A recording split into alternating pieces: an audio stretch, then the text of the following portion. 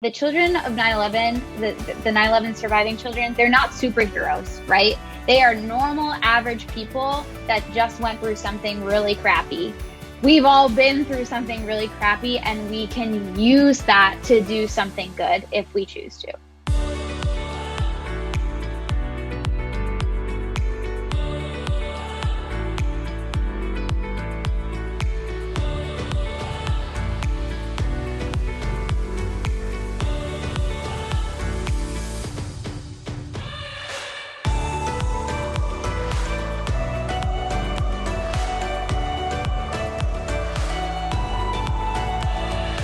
Welcome everybody to Unleash Your Greatness. I'm Adam Platt, and today I have a super amazing guest on. Her name is Payton Lynch. She is a product manager and uses her storytelling abilities at the Walt Disney Company as a storyteller to tell magical stories.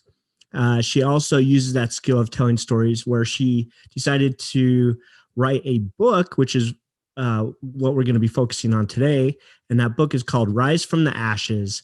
And it is all about the children who have survived from, or parents from 9/11, of people who died in the 9/11 tragedy, and their children of the parents who survived them. So I'm excited for this interview. And Peyton, welcome to the show. I appreciate you being here.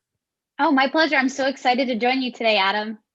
Yeah, thanks for being willing to come and share your story. And so I want to get into why you got into this, because there's definitely a backstory there, and why it's so important for you to share this message of children who survived, their parents passed away during 9/11, and such a tragedy. And it's crazy that was 20 years ago. And it's mind boggling. And you were probably much younger than me when it happened, but because I'm much older, but I think everybody remembers that day who was alive and seeing that unfold, the planes crashing into the Twin Towers and the news coverage and everything that happened. And then of course, everything that happened after that for the next decade plus and still going on today. And it just changed our whole world. And for the people that you wrote about in your book, it changed their world in a much different way than most of us. So tell me why you got into this. I know why, because we chatted about it, but I want the listeners to know why you're so passionate about this topic. Absolutely. So definitely on the surface, it might just seem, what's the tie-in here? She works in product at Disney. Why is she writing a book about 9/11? But there is a personal connection. As a child, yes, I remember where I was, and almost everyone I speak to does remember where they were if they were alive in that moment. So as an American, I certainly have that tie-in. But it wasn't until actually I was an adult and I met my husband.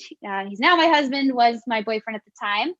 And we had just started dating in the summer. And then he took me out to dinner on September 11th of that year.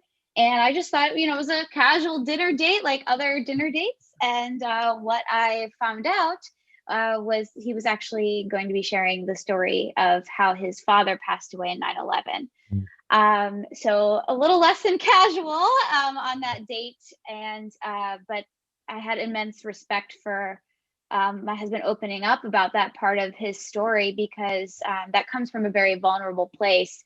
And I think in that moment, I was just so amazed. I could have never imagined that this happened to him and his family, knowing who he is. He is such a positive, and not like in a toxic positivity way, but in a like grateful for every moment, always looking for growth, and just a grateful heart about everything. And I just thought in that moment, man, if that were me, I would not be so grateful, every day, and wake up with such kindness in his heart. And yet he does. And so I always knew this about him, that he was this kind of person. And now it's coupled with this loss, right, that he's gone through and how it's impacted his life. And then, we've been married about a little bit more than 5 years now. And the wonderful year of 2020 came on by, left us all a little present with COVID-19, which has had some significant impacts for a lot of people. And we've had our own challenges. He was laid off this year. We've been struggling with some challenges with infertility, and as we've been going through that, it's been impacting me a lot more than it's been impacting him. And at first, I was really frustrated by this. I was like, well, what the heck? Like, why is he able to deal with this? Does he not care? And it's not that he doesn't care at all, right? He's very much involved and, impacted by what's going on in our lives right now. But it's that he's already been through hell, right? And he knows he got through that, so he can get through this. And that is what started to make me think, I'm a storyteller at Disney, and what I do, storytelling's in my blood, right? And I just felt that there was a story to tell here in a book. And so I started speaking with other folks like my husband. I always say children, right? Because we say 9/11 surviving children. They were children at the time. They're very much adults now. And what I found is that there is this common resilience among a lot of 9/11 surviving children that I really wanted to tap into, on maybe a selfish level, to help me get through some of my own grief and trauma that I'm experiencing right now. But I see a greater purpose now that their stories 20 years later can help provide hope to others who might be going through some challenging times right now. Wow. So that's amazing. I want to, I've got so many questions, but first of all, how old was your husband when his father passed away in 9/11? I'm curious. He was 13. 13. Yeah. Okay, a teenager. So he was old enough that he remembers his dad. He remembers, what he was like and all those things. And what did his father do? What caused him to be at the World Trade Center at that time? Yeah, this is a pretty amazing story. His dad was the property manager of Two World Trade. His name was Robert Henry Lynch Jr. And ironically enough, he actually survived the bombing that happened a few years prior at the buildings there. And he was working at the building at the time. He called home to tell everyone that he was safe. They actually still have that voice message, if you'll believe, on the little recorder box, that they would have had in 2001.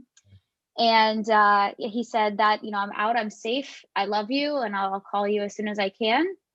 And the call never came. And they waited, as a lot of families did, weeks on end without really any sense of closure. And, like his family, never recovered a body or really anything that could give any closure.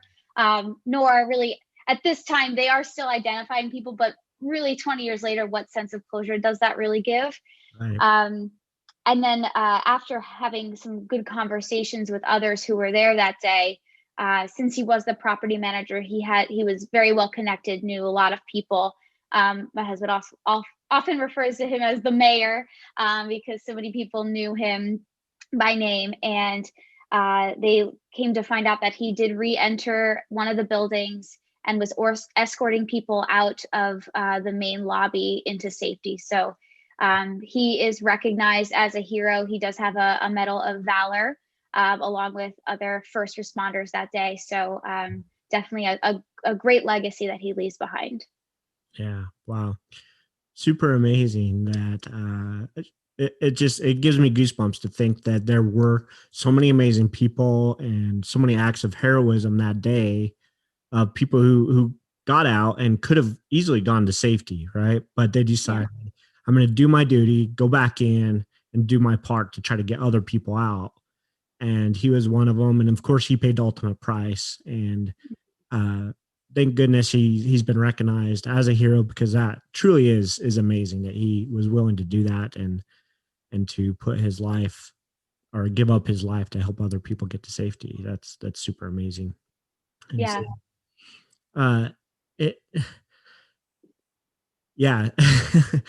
it blows me away that your first date with your husband was on 9/11. Like this is like to me, that would be such a poignant day for him, and a day that for most people, I wouldn't think like most young adults who are going to go out on a date aren't like, I'm going to go out on 9/11, the day that my dad passed away, and I'm going to share the story.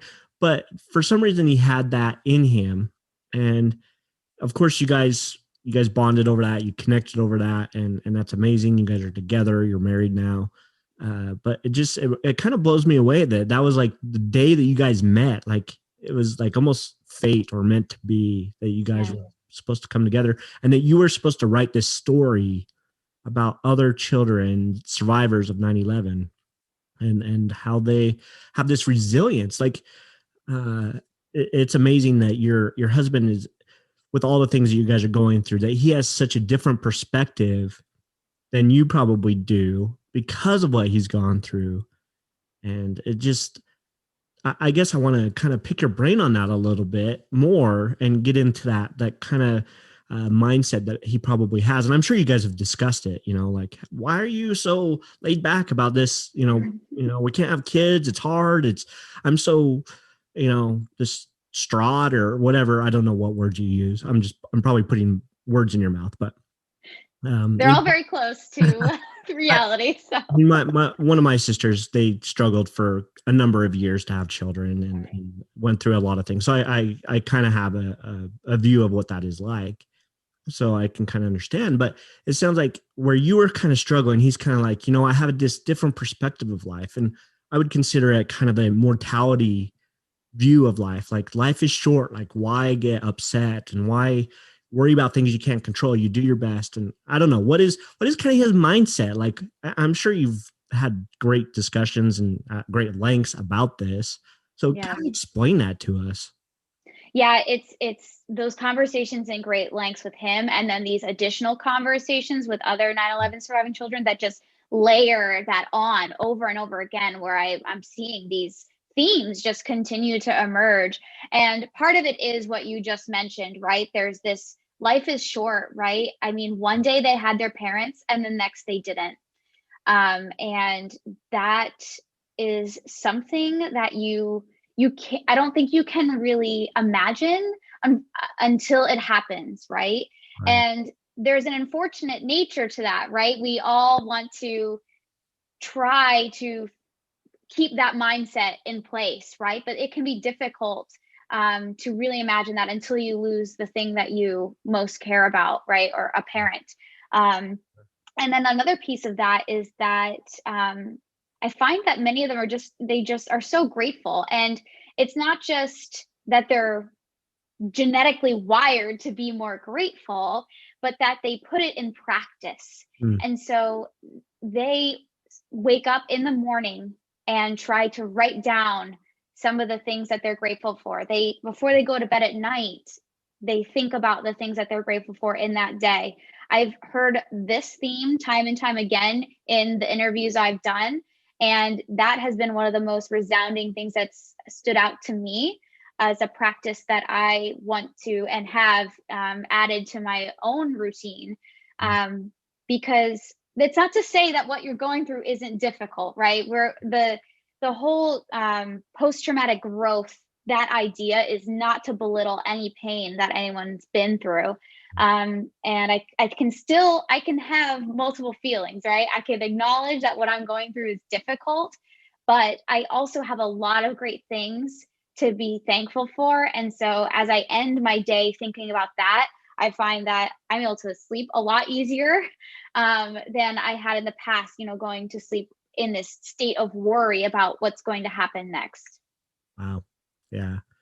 That mindset of gratitude and that setting that intention like throughout the day is such a powerful tool. And I think, and I hear that theme quite often. I try to practice that myself. Is when I get up, I have a little journal that I write down at least 3 things I'm grateful for. And then I write my goals or that I'm currently working on. And it really does set up this intention for the day. It gets you kind of in the right perspective of what is important and and for me, like that gratitude perspective is what really opens up our ability to see past these hard things that we're going through, right? Um, when we have gratitude for the things that we do have in our life, then we can minimize, and not that they're small, but we can minimize some of those struggles and put them kind of lower on the priority of, especially if there's things that you just can't control, right? Like, Yes. getting pregnant, there's only so much you can do about Right. how to get pregnant, right? Yes, you can go see doctors, you can do expensive, in vitro and all these things, and you work through that as you need to. But at the end of the day, like, there's only so much you can really do, and you Yes. just have to have that perspective of, you know what, I have a home, I have a warm bed to sleep in, I have Yep. food to eat, I have my husband come home every day to me when his father didn't come home to him when he was 13 years old. Like, Right. it's just amazing to really put things into perspective. So I love that. I love that you shared that. And I love that so many of these survivor children have that same perspective to life. And that so many of Hmm. them have that in routine or morning habit that they create in their life. So that's impressive. Super awesome. I love it. Yes. And I'm so glad you brought up control as well, because that's been a key uncovering for me as well. As I'm now experiencing one of my biggest trials as an adult, that brings different challenges than someone else who experienced their biggest challenges as a child.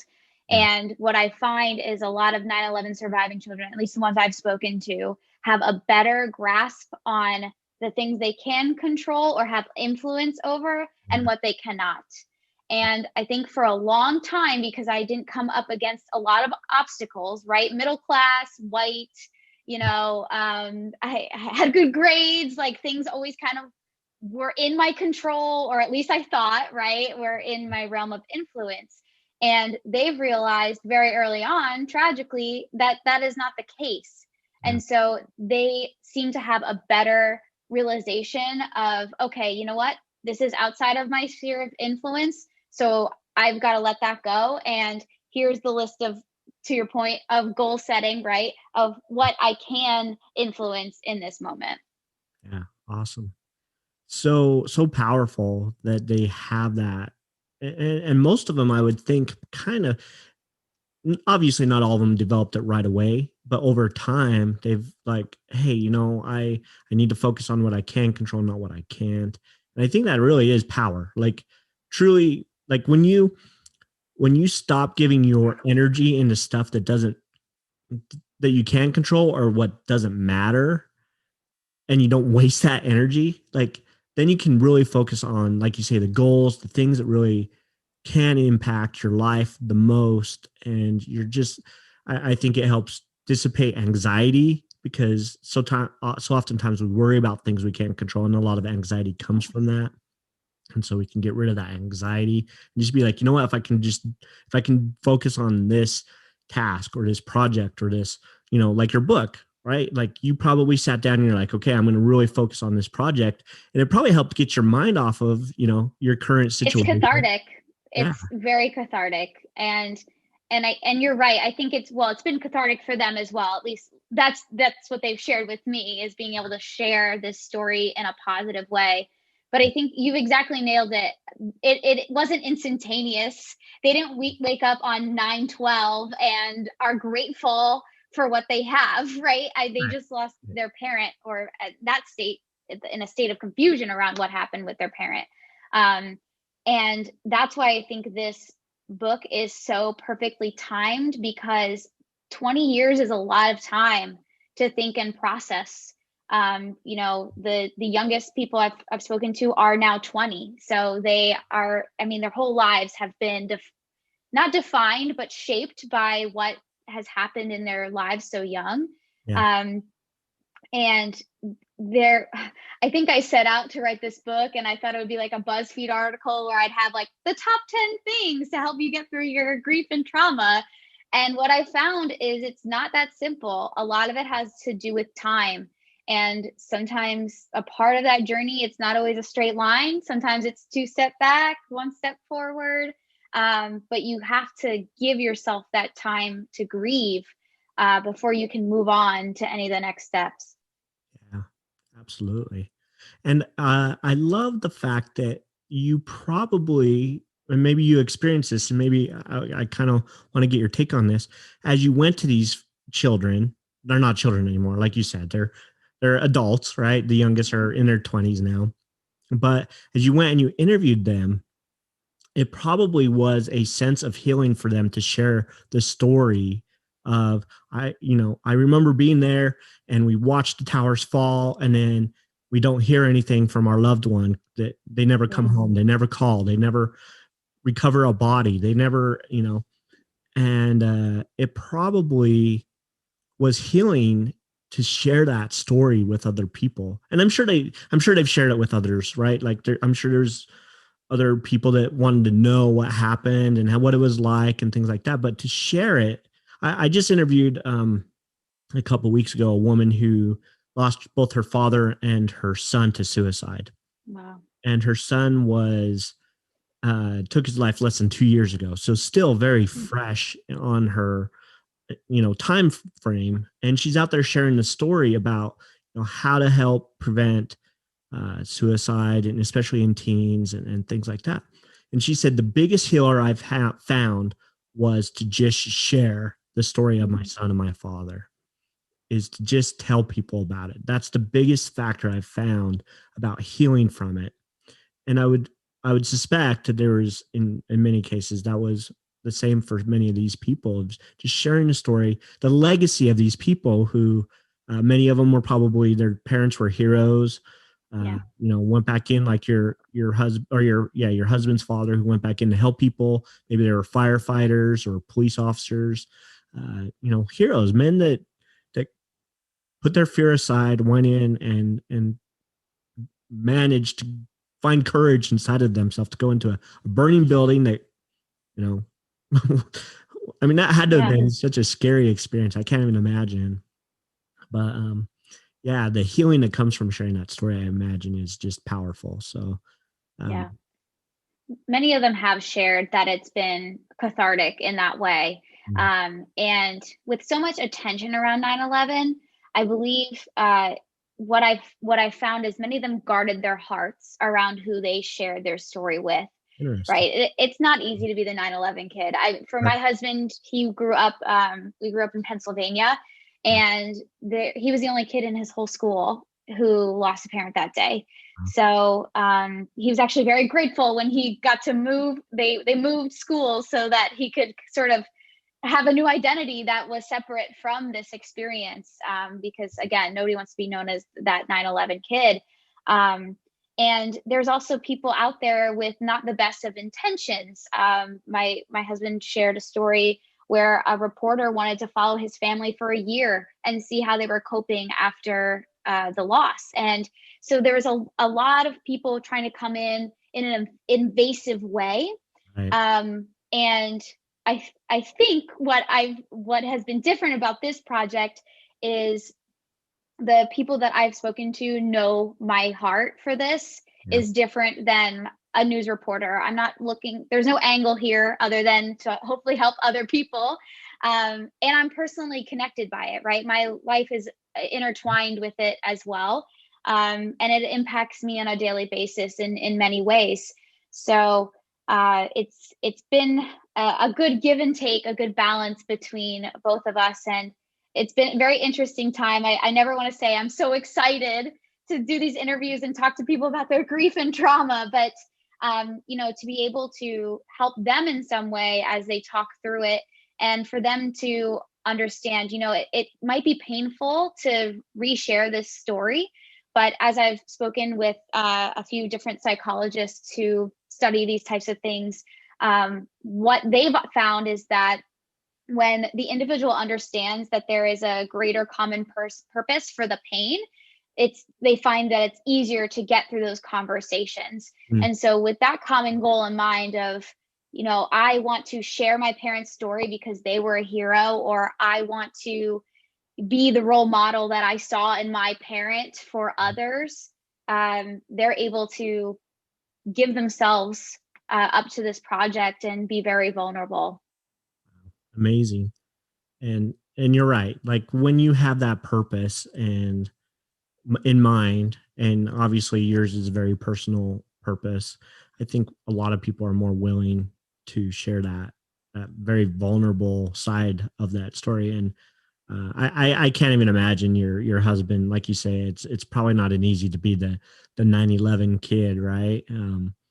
I don't know how many people who live around you and you're friends with actually know this story. Probably some of them, but probably not all of them. Uh, It's interesting. Since we moved to Florida, less people in this community are impacted than up north. yeah, And so now it almost feels like this 6 degrees of Kevin Bacon thing where like once he does open up, people are like, whoa, like I know somebody whose dad died in 9/11. Like their minds are just blown. And it's but that's difficult, right? You have to set very clear boundaries on what you're willing to open up to people about, because we in the way that we guard our bodies and what we're willing to submit ourselves to, we need to do the same with our hearts. And I think because we don't see that layer, we sometimes forget to. yeah. Well, and I think one thing that I love about this project and this book is that you are carrying on the legacy of these people, these amazing people who have a story to tell. And every year it seems like every year there's when 9/11 comes around, there is always some posts that come up, but every year it seems like there's less and less. Like as we go on, there's less and less, and I'm sure it's that way for any kind of tragedy or story. I'm sure it was the same for Pearl Harbor, right? I mean, every year you still see stuff about Pearl Harbor, but it's probably not as much as it was the year after it happened, or 2 years, or Right. 3 years, or 5 years, right? And 20 years later now, you do see them still, but like I remember, 10 years ago, like 9/11 would come up and there was posts everywhere. Like, Right. Instagram was fairly new and there was just Facebook, it was just loaded with posts of the towers and the eagle behind the towers and all these things, all these pictures that always pop up every year. And every year it seems like there's less and less of them.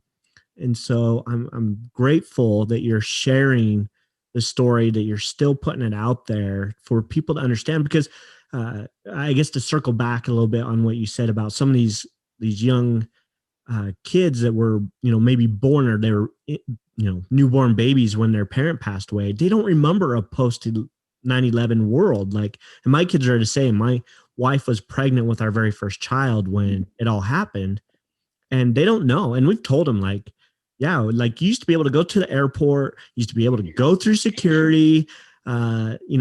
Anybody could go in and go to the gate to say goodbye and welcome people home. And like, it was so different. And then post 9/11, like, there's all these, security, and you can't take liquids on, and, there's so much.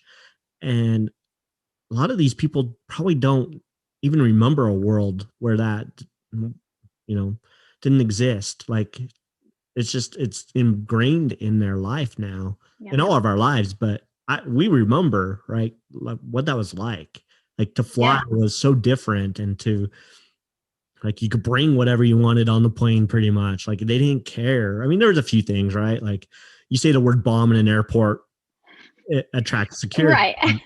But nowadays it's like, you say bomb, like you're going to go like interrogate you for the next 6 hours in some back room in the airport. Like, it's so different.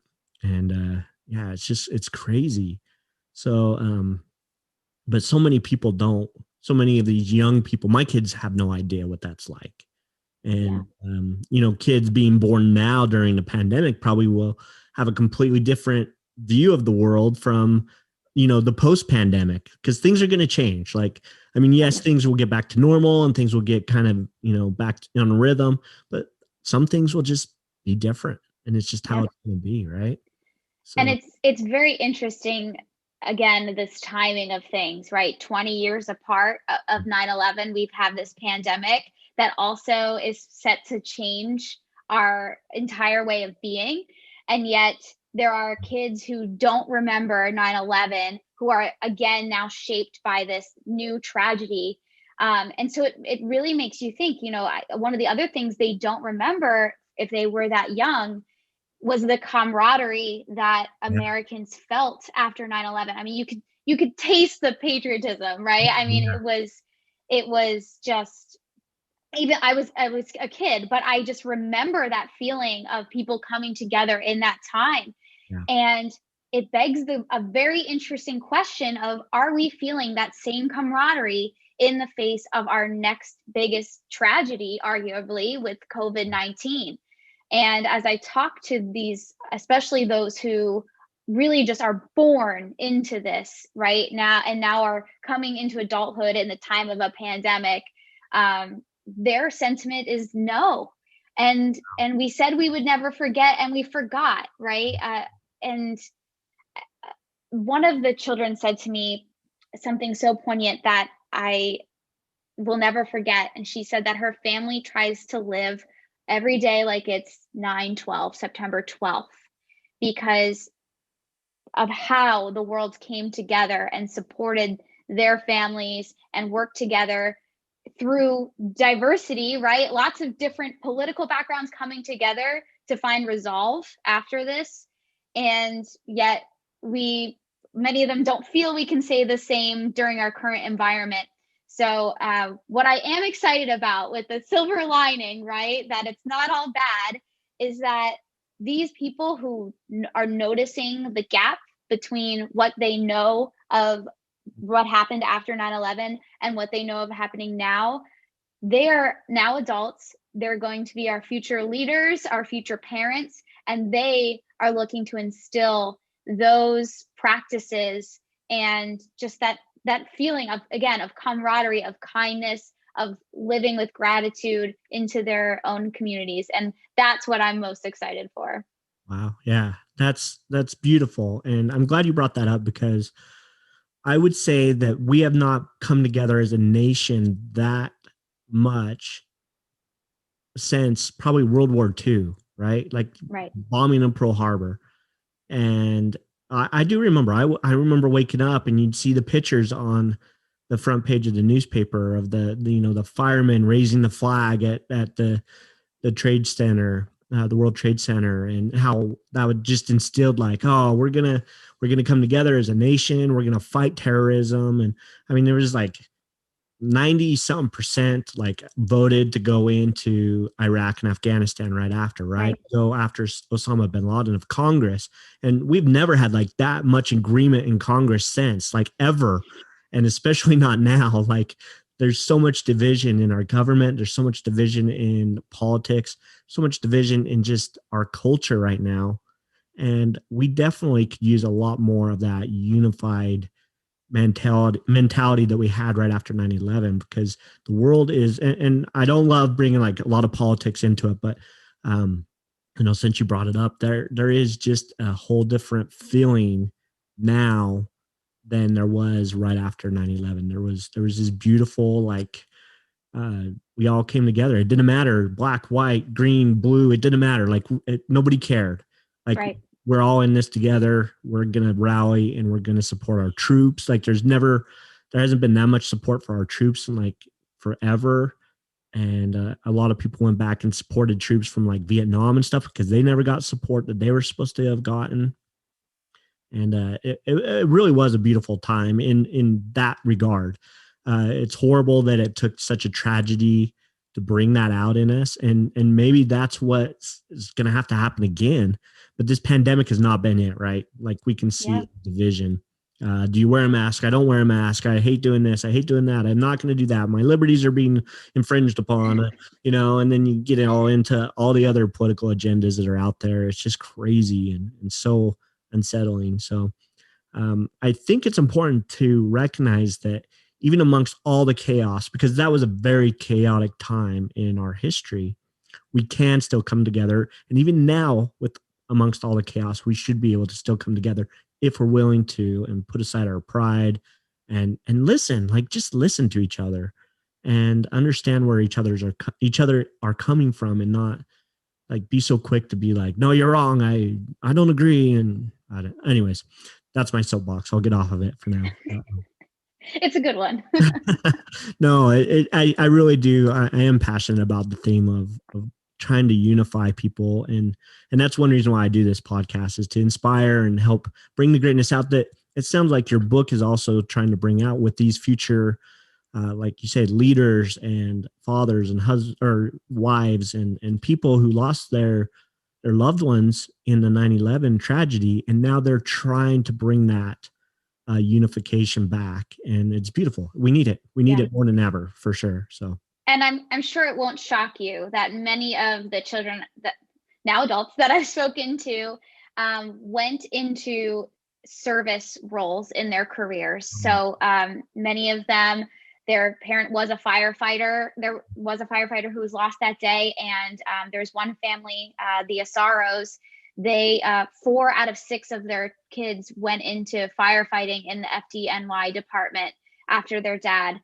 Many others have gone into education or into social work because of the educators or social workers they had in their lives, or the therapists that they had in their lives. And they said, yes, I want to do that so that I can help others.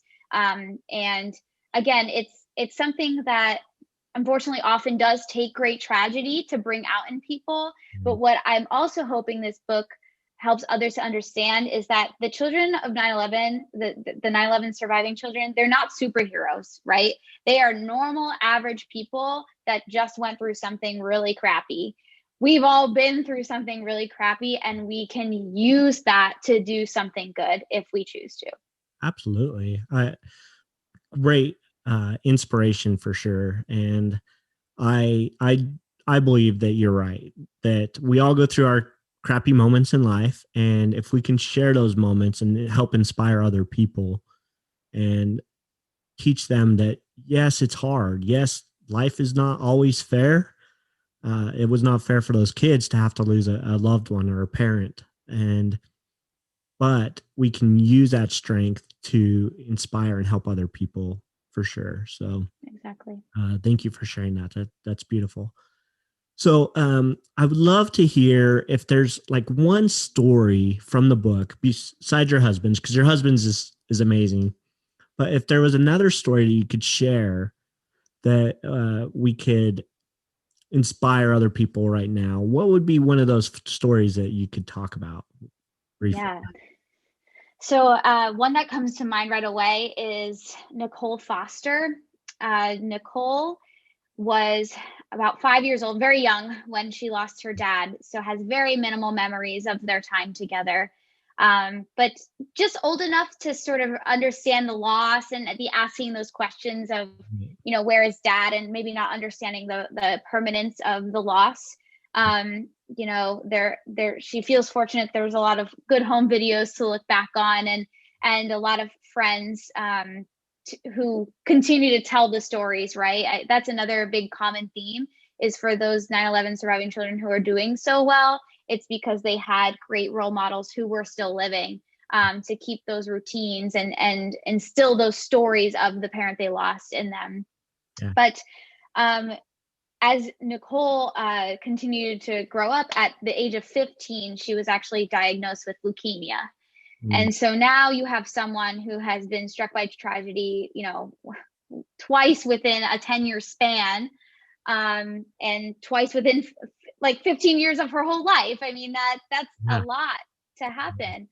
Yeah. And she talks about that time and just being so scared, but also in this headspace where she just told herself, you know, I have to get through this. I have no other option but to get through this. So as a 15-year-old sitting in a hospital bed, her first thought each morning was, you know, other than thinking through, okay, what can I be grateful for today? And it's going, okay, I have great doctors who are going to get me the care I need, and I have family to support me through it. And so sometimes her goal that day was taking the medication that was prescribed to her. Sometimes it was making sure she got to eat a healthy meal. And so she just set up these tiny goals for, I mean, they seem so tiny, but they all add up, right? Oh, yeah. To help that person get through each day. And so I remember asking her, because I was really in my probably like really in my feelings about my own challenges right when I talked to her. And I said, did you ever just turn around and say, like, why me? You know, because there are a million times where I have asked that this past year of like, why is this happening to me? Like, how many more things? And I ever going to get good news? And she just said, you know, I have already been through hell. And so I'm going to get through this. Like, I don't have another choice. And that was really how she saw it. You know, did she really have another choice? Sure. Right. She could have chosen to give up and been negative through the experience. And I mean, there are so many studies around the correlation of positive thinking and people's recovery. And yet she buckled down and said, we're going to get through this. And that carried her through. And today she just graduated with her master's degree. She's a health and wellness coach.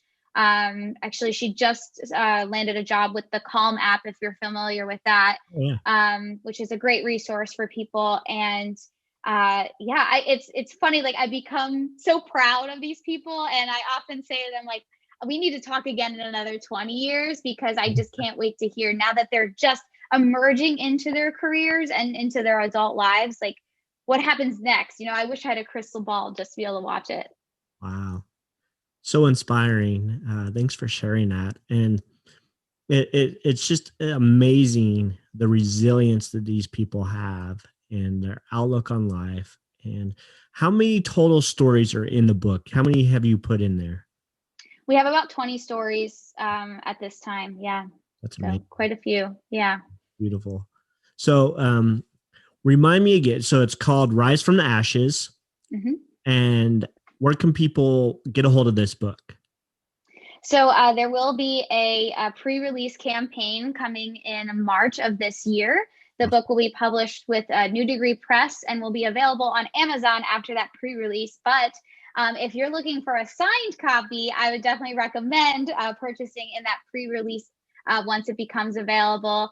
And so that will definitely be a part of funding the book for the audiobook, as well as a paperback, an ebook, and a hardcover when that time comes. But will be officially published in August of 2021, which, again, the timing could not be paired more perfectly with the 20th anniversary in September. Yeah, so cool. And again, I'm so happy that you're bringing awareness back to this amazing time in our history that, like I say, every year I feels like it gets a little bit less looked at and remembered. And that's going to happen with time. We understand that, but it is something that we need to remember. It's something that our children are learning about in the history books now. And it's just amazing that, like we talked about at the very beginning, every single person who was alive during that time remembers where they were when it happened. I remember I was at the time, like I say, we were young. My wife and I were just fairly newly married. We were in our first year of marriage. She was pregnant with our first daughter. I was working graveyards. I had just come home from graveyard, my shift, first thing in the morning, when I hear that it's going. Actually, my mother-in-law called and said, "Hey, turn on the news. We're under attack." I'm like, "What are you talking about?" Turn on the news and I see the plane crash into the first tower. And it was just crazy. Like, people remember that we're alive. And it's just such a memorable time that we need to remember that time for sure. The people that lost their life, the way that the country rallied around our first responders, our military, our nation as a whole. Just, we were amazing. And we went to work. Like, that is one thing that this country has been in the past so good at, is when someone tries to stomp on us, man, we go to work and we fight back. And it was really inspiring to know that happened. But definitely we need to remember the folks that lost their lives and the story of the people who survived as well. Like you're bringing awareness to, like your husband. It's so amazing that you're doing that. And my wife and I, we have a special 9/11 has a special place in our life because our youngest twins were born on 9/11. Obviously it was in 15 years later. But that is like the easiest birthday for us to remember because of that very important day in our history. Of So course. my other kids, sometimes I forget what day they were born on, but that was You won't forget theirs. yeah. I never forget that. So of course they're only 7, so it wasn't on the time of the when it actually happened, but 13 years later. And so important to remember. So thank you so much, and for bringing this to the forefront of everybody to share the story of your husband and these other survivors. It's just fantastic, and we need to remember it. We need to remember these people, and for sure the people who gave their life, and it's just amazing. So thank you for sharing that. I appreciate it. My pleasure. And thank you so much for having me on the show. And I just can't wait to see, through this podcast and through the book, who we're going to reach, right? We never know who's in that dark place. And hopefully we can really rise them up and show them that there's light, right? Where there's hope, there's light and life. Yeah. And I love the fact that the name of the book is Rise from the Ashes, because my wife and I company is called a Rise to Connect. And our logo is a phoenix, rising out of the ashes. So, it's very, very awesome that people can rise up, and they can, get past the hardship in their life. They can be amazing. And so I want to end with this question and get your response to it. And that is, if there's 1 to maybe 3 things you would say someone needs to unleash the greatness within themselves, what would that be?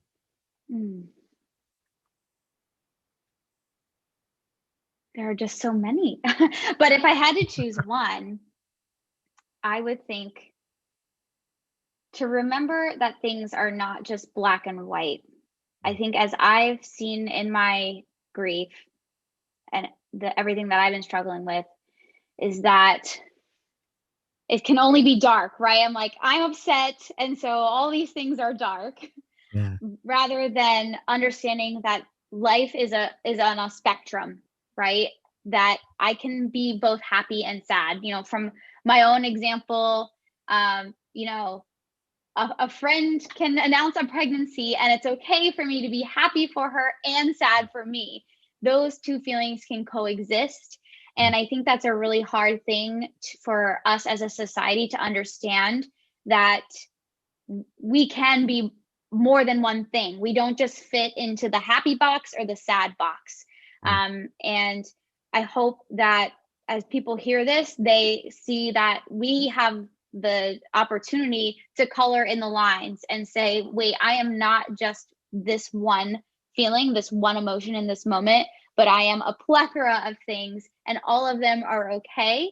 And I have the opportunity to decide what I do with all of the different colors of emotions in my life to help me move forward in my goals. Beautiful. I love that. So, and just to put my kind of 2 cents spin on it, I guess, is it's okay to feel.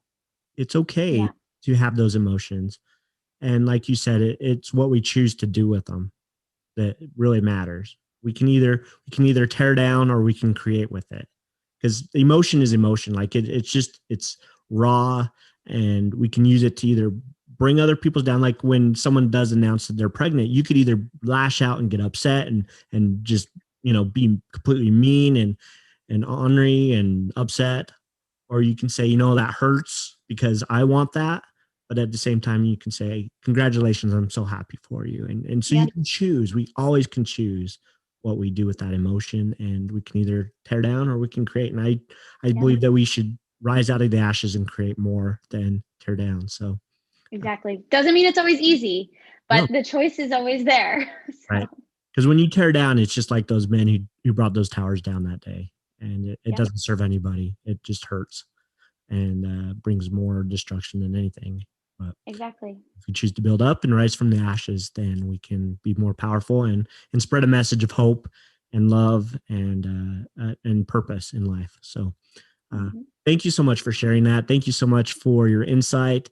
And for those who are listening, I will make sure to have a link below this video on YouTube, or if you're listening to it on my podcast, where you can get a copy or order a copy of the book, Rise from the Ashes. And you can go and listen to these inspiring stories of these survivors and how they tell about their experience losing a loved one in 9/11. So awesome. Excuse me. So awesome. I honestly, I'm going to get myself a copy. I can't wait to read it. I love to read. So, and especially anything that's going to inspire me to be better and to have a different perspective of life. And so, those listening, please go get a copy, pre-order, or get it today. So, Peyton, thank you so much again for being on the show. I truly appreciate it. It's been a pleasure. Your insights have been amazing. And I'm so grateful that you were able to come on and share your story. So thank you. My pleasure. Thank you so much. And everybody, go out there and live your life to the fullest and unleash your greatness today. And we will talk to you all later.